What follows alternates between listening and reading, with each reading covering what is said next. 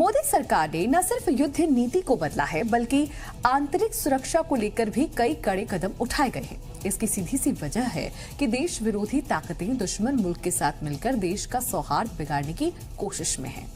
दिल्ली दंगों में कई ऐसे कनेक्शन सामने आए हैं और अब एक और खुलासा हुआ है जिसमें पाकिस्तान की खुफिया एजेंसी का दिल्ली दंगे में साजिश रचने का सुराग मिला है।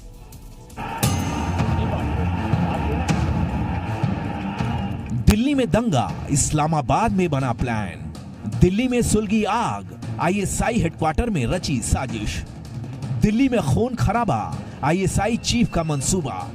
दिल्ली दंगे पर बहुत बड़ा खुलासा।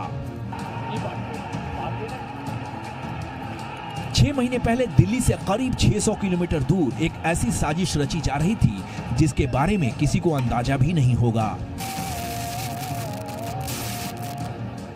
लेकिन जब दिल्ली पुलिस की चार्जशीट कोर्ट में दाखिल हुई तो छन छन कर सच सामने आने लगा और दिल्ली दंगे, सीए विरोध की हिंसा के तार पाकिस्तान से जुड़ गए। दिल्ली पुलिस की चार्जशीट से खुलासा हुआ है कि दंगा आरोपी अतहर खान ने कबूला है कि न सिर्फ मुसलमानों को भड़काने के लिए आईएसआई की तरफ से कहा गया बल्कि सीए विरोध प्रदर्शन में खालिस्तानी समर्थकों की भी एंट्री कराई गई, जिसमें खालिस्तानी समर्थकों को हर तरह की मदद देने की बात कही गई। जिसके बाद कुछ खालिस्तानी समर्थक शाहीन बाग भी पहुंचे थे। दिल्ली पुलिस के मुताबिक खालिस्तानी समर्थक बगीचा सिंह, खालिस्तानी समर्थक लवप्रीत सिंह, खालिस्तानी समर्थक जबरजंग सिंह कई बार शाहीन बाग पहुंचे थे। जबरजंग सिंह को तो चांद बाग में रखा गया था। वहां उसने सीए के विरोध में जबरदस्त भाषण दिया था। उस वक्त वहां ताहिर हुसैन, राजधानी स्कूल का मालिक फैजल फारूक और जेएनयू का पूर्व स्टूडेंट उमर खालिद भी मौजूद थे। जाहिर है सीए विरोध प्रदर्शन को ये दिखाने की कोशिश की जा रही थी कि उसके खिलाफ सिर्फ मुसलमान ही नहीं हैं बल्कि दूसरे धर्म के लोग भी हैं, जबकि उनका एजेंडा कुछ और था जिसके पीछे आईएसआई का हाथ था। इस साल 24 फरवरी को जो दिल्ली ईस्ट दिल्ली के दंगे हुए थे उनकी इन्वेस्टिगेशन क्राइम ब्रांच की स्पेशल इन्वेस्टिगेशन टीम्स कर रही है। उनकी इन्वेस्टिगेशन में बहुत बड़े बड़े खुलासे हो रहे हैं। खासतौर से ऐसा प्रतीत हुआ है कि ये दंगे सुनियोजित तरीके से बड़ी सोची समझी साजिश का एक हिस्सा थे और उसमें कहीं न कहीं जो इसमें जो पकड़े गए अपराधी दंगाई पकड़े गए हैं उनमें खासतौर से उमर खालिद और कई लोगों के नाम हैं। उन लोगों के लिंक कहीं न कहीं पाकिस्तान से जुड़े नजर आ रहे हैं। एक तरफ टुकड़े टुकड़े गैंग के कारकुन मुसलमानों को भड़का रहे थे, मुस्लिम महिलाओं को ढाल बना रहे थे, दूसरी तरफ हिंसक प्रदर्शन को अहिंसक आंदोलन करार देने में जुटे थे, जिसमें खालिस्तानी समर्थकों की भी एंट्री कराई गई। इस पूरे खेल में ये भी खुलासा हुआ है, धरने में शामिल मुस्लिम महिलाओं को पैसे भी बांटे गए। दंगा आरोपी अतहर खान ने अपने बयानों में कहा है कि चांदबाग और शाहीन बाग में खर्चे के लिए पैसे का इंतजाम सुलेमान सिद्दीकी उर्फ सलमान करता था।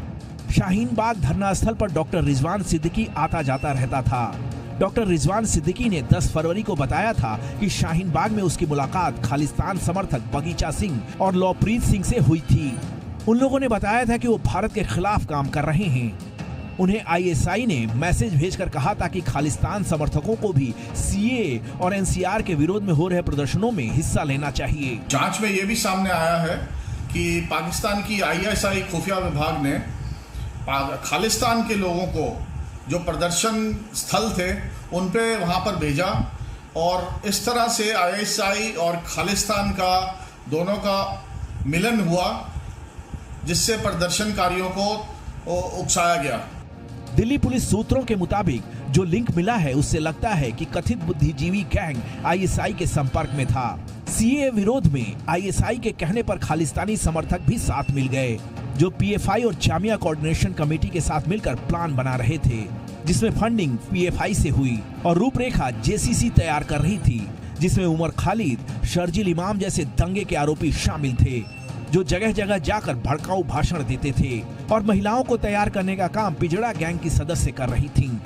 जिसके बाद देश भर में हिंसा हुई और दिल्ली दंगे के लिए तारीख मुकर्रर भी की गई और फिर दंगा भड़काया गया, जिसमें 53 बेकसूर मारे गए। यानी दंगे के मास्टरमाइंड पाकिस्तान के इशारों पर देश में खून खराबा कराने के लिए अपना जमीर तक बेच चुके थे।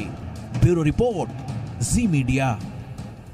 सफर में हो या फिर घर पर, अब हर खबर होगी आपकी हथेली पर। ऐप स्टोर पर जाएं और डाउनलोड करें जी हिंदुस्तान ऐप। 5 भाषाओं में चुने अपनी पसंद की भाषा। जी हिंदुस्तान के लाइव टीवी पर कीजिए क्लिक और देश दुनिया की हर खबर पर रखिए 24 घंटे अपनी नजर।